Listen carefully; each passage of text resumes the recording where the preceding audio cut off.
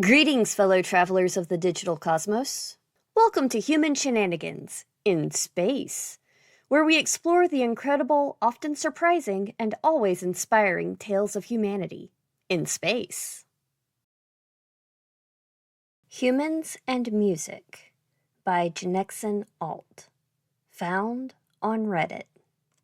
Of the 52 species registered as a Class 2 and above on the Galactic Development Scale, 49 have some form of artistic self-expression, or art. Of the 3 that do not, 2 are hive mind-like species with no individualism, and the one is a synthetic robotic society governed by a centralized AI. They aren't the kind that particularly care about art or aesthetics. The most common art form in the galaxy by far is visual art: paintings, statues, dioramas. All 49 species perform some form of visual art, from the gorgeous Clixian hydra statues to the surreal psionically laced murals that the Dolan are so fond of making. Most galactic species have a visual sense as their primary one, so art is centered around it. Some species express a more unique form of art. Commonly called body art or dancing, it involves the movement of one's physical vessel in artistic, often graceful fashion. Warlike species do it as a form of pre-battle intimidation, showcasing their dexterity and strength. A fine example is the Dvanian battle steps, powerful stomping combined with guttural shouting and the brandishing of their ceremonial but no less deadly weapons. More gentle-hearted species use dance to tell tales, as the Vlixian. Well, the most pronounceable name for their dance is the Vlixveen. Insectoid species have oft such strange names for things. Verbal art also exists, the crafting and retelling of tales, stories, and histories through a vocal medium, often accompanied by actors physically acting or reenacting the story. Humans have a particularly interesting form that they call drama theater. Truly, if you have a chance to observe a play of theirs, you absolutely must. Written tales, like books, fall under this category too, even though human writing pales by Tokoki scroll tales. Speaking of humans, they have a truly unique form of self-expression, one that completely suffused their society. An auditory form of artistic expression they call music. The combination of sound and speech in a rhythmic method. Combine rhythm and pitch and you get something the humans call a melody. A cascade of frequencies following a specific sequence in speed. Add speech and you have a song. From their very primitive history to this very day, humans create music through a wide array of mechanical devices they call instruments. They come in so many varieties, from impact-based percussion instruments to instruments that work by vibrating a string that's pulled tight between 2 points.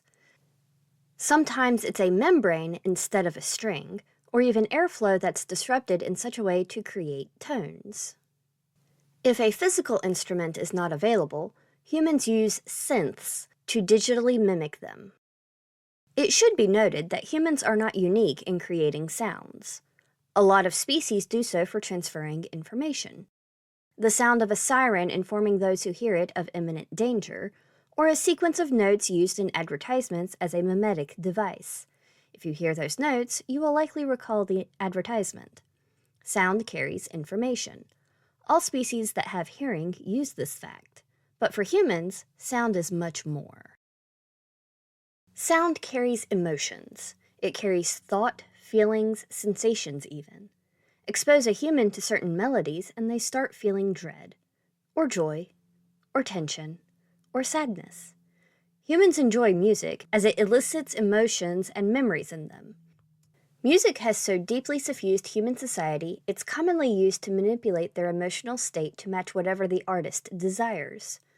When in one of their plays, pay close attention to the music that accompanies. When the story turns sad, grim, and dark, the music's frequencies turn low and deep. The tones slow down in speed.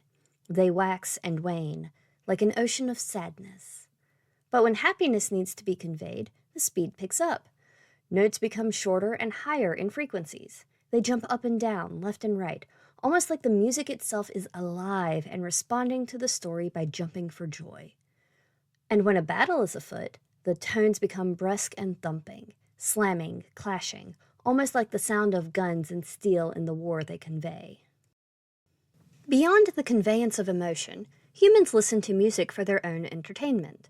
You can very easily tell when a human is listening to music as their heads bob, feet tap, hands clap, all to the rhythm of the beat. Even when exposed to mundane sounds, humans can quickly find a rhythm in it and start verbalizing. Not too long ago, the lock to a hatch in my facility failed.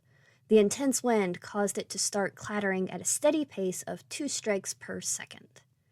Jake, my personal assistant, quickly started to bob his head and make strange noises he called scatting. And just like that, a human made music from the clatter of a hatch. Leave them with any object that can create a noise when striking another, and you'll find them making their own improvised instruments within minutes. I think I will call this phenomenon time to music, or TTM. I must end my log here for now. Jake brought a couple of bands to my attention for research purposes. He insists that digital files do not carry the same quality as physical media, procured several large polymer discs he calls vinyls, and an archaic device to play the embedded audio. The covers of these discs are pleasantly decorated, and I can read the human English script well enough to make out some names. Iron Maiden, Black Sabbath, Judas Priest, such curious names. Hope you enjoyed the story.